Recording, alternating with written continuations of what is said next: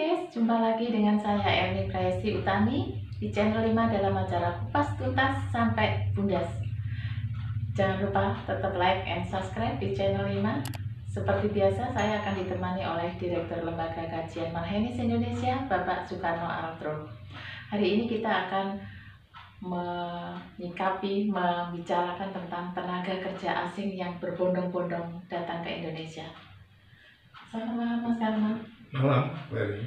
Mas Karno, kita akan ngobrol tentang tenaga kerja asing yang akhir-akhir ini banyak di demo oleh masyarakat ya, karena kedatangan mereka yang beribu-ribu gitu. Ini gimana Mas? Ini tenaga kerja asing itu sebenarnya fungsinya apa sih mereka didatangkan ke Indonesia ini? Jadi gini Mbak, kenapa harus tenaga asing yang kita datangkan ke Morowali, khususnya Morowali? Iya. Karena Indonesia sedang membangun perusahaan lithium adalah baterai gitu ya, yang dengan bahan dasarnya nikel, dan kebetulan di Morowali itu tambang itu jumlahnya besar di sana, makanya dibangun di daerah Morowali di Sulawesi itu. Nah, tenaga asing yang datang ke Indonesia itu adalah tenaga kerja yang memiliki keahlian spesifik, tenaga yang mempunyai keahlian khusus untuk mengoperasionalkan mesin-mesin untuk memproduksi bahan bakar itu, baterai tadi ya. Iya, itu kan sebagai bahan bakar listrik. Iya, sebenarnya itu sejenis baterai. Baterai ya untuk kendaraan roda 2, kendaraan roda 4. Karena semakin menipisnya bahan bakar minyak mungkin ya. Jadi ini pengalihan teknologi gitu. Betul, ya. Iya. Karena apa? Ke depan kan sudah diprediksi bahwa bahan bakar minyak itu akan habis. Sekian puluh tahun ke depan itu sudah akan habis.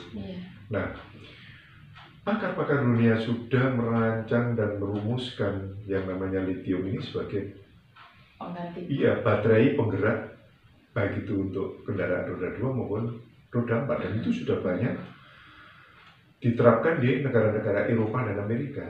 Kesatu akan mengurangi polusi udara, yang kedua termasuk bahan bakar yang bisa terbarukan.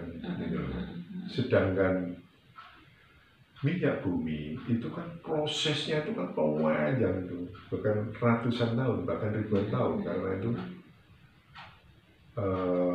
plankton yang ada di ada di dasar laut, ada yang di dalam bumi dan sebagainya, itu tidak bisa terbarukan istilahnya. Tapi dengan teknologi lithium itu bisa terbarukan. Kembali lagi tentang tenaga kerja Mas, tenaga kerja asing.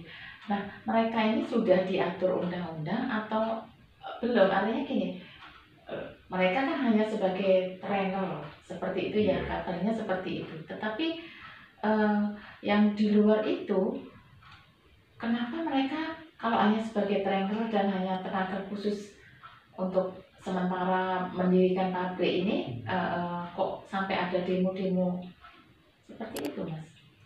Tidak ada sosialisasi kah atau gimana? Jadi gini, mungkin informasi yang diterima oleh masyarakat itu tidak berimbang. Tidak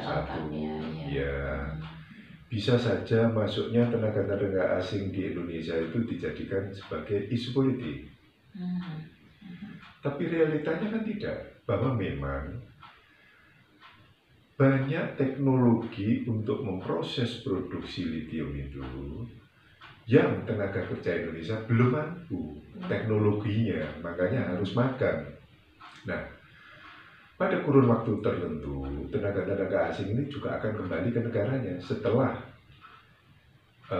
bangsa Indonesia, tenaga kerja Indonesia ini mampu mengoperasionalkan peralatan-peralatan pabrik lithium itu. Jadi istilahnya mereka tidak stay di sini selamanya gitu kan? Untuk menguasai bahan Tidak. dasar tadi? Tidak.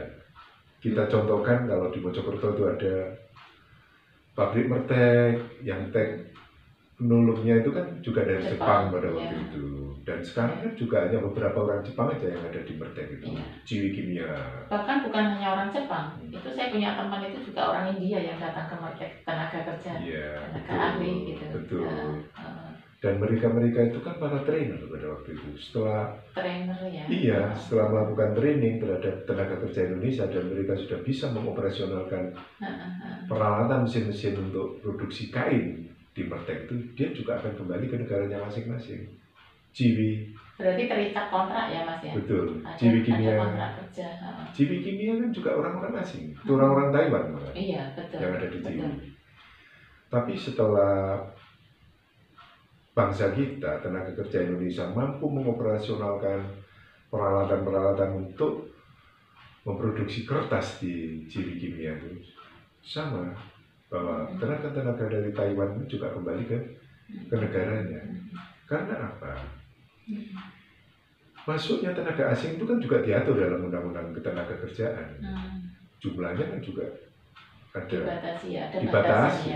Ya, tidak boleh tenaga kasar, artinya tenaga-tenaga yang di Indonesia itu sudah mampu mengerjakan didatangkan dari luar negeri, tidak boleh, karena di Indonesia sendiri itu kan masih banyak, angka penganggurannya kan juga masih tinggi.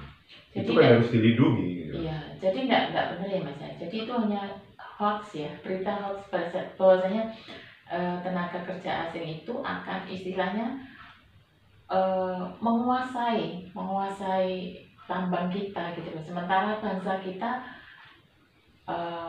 tidak bisa untuk bekerja di situ gitu, enggak ya Mas ya?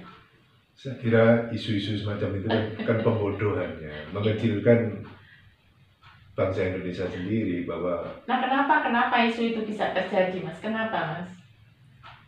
Ya gini, memang pemahaman setelah kita ini sepakat bahwa Indonesia menjadi negara demokrasi. Ya, semua persoalan itu kan bisa diangkat menjadi isu politik. Karena adanya pemilihan kepala daerah secara langsung, baik wali kota, bupati sampai gubernur, pemilihan presiden juga secara langsung. Sehingga apapun yang muncul ke permukaan ini itu bisa dijadikan isu politik, termasuk tenaga kerja asing misalnya. Tapi realitanya kan kita bisa melihat gitu. Di pabrik-pabrik, ya kalau kita bicara Mojokerto ya konteksnya Mojokerto aja lah. Mertek itu bagaimana, Ciwi bagaimana, Shinomoto itu bagaimana, seperti itu. Jadi kalau ada isu yang akan menguasai bahwa itu adalah tentara yang dimasukkan ke Indonesia, lu ngapain sih? Apa kita tidak punya badan intelijen? Kan kita ada BIN. Terus apa tugas BIN itu? Iya kan? Kita harus percaya dengan lembaga negara itu. Nah kalau kita sudah tidak percaya dengan lembaga-lembaga negara, kan negara ini jadi bubar. Kan? Bubar negara karena sudah tidak dipercaya. Pindah berarti ya. Mas Karno, terima kasih banyak obrolannya kali ini. Barangkali kita bisa memberikan informasi ini kepada masyarakat luas.